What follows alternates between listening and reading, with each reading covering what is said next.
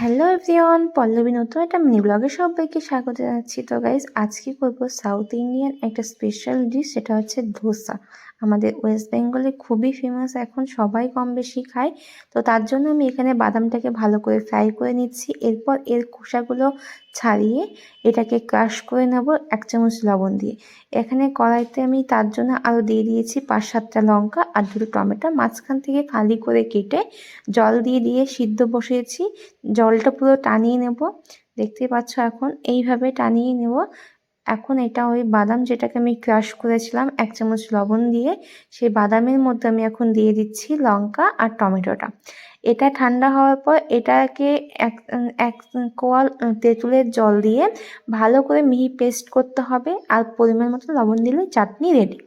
দেন এখানে হচ্ছে আমি ধোসার ব্যাটারটা করেছি, ব্যাটারটা আমি একদিন আগেই করে রেখেছি, একদিন আগে না করলে হয় না। তো এর মধ্যে আমি দিয়েছিলাম যে আমরা বড়ি বানাই যে ডালটা দিই, সেই ডালটা, বাট ডালটার আমি নাম জানি না। যদি কেউ জানো অবশ্যই নিচে কমেন্ট বক্সে কমেন্ট করে জানাবে। 1/2 কাপ ডাল দিয়েছি আর 1 গ্লাস চাল দিয়েছি। দিয়ে এটাকে আমি আগের দিন সকালে ভিজিয়ে রেখেছিলাম, বিকালে পেস্ট করেছি।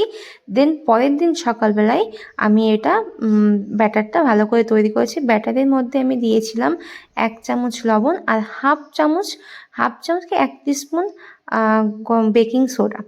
আর ওখানে দেখতে পেলে আমি বাদামের যে চাটনিটা, টমেটো বাদামের চাটনিটা আমি তৈরি করেছি।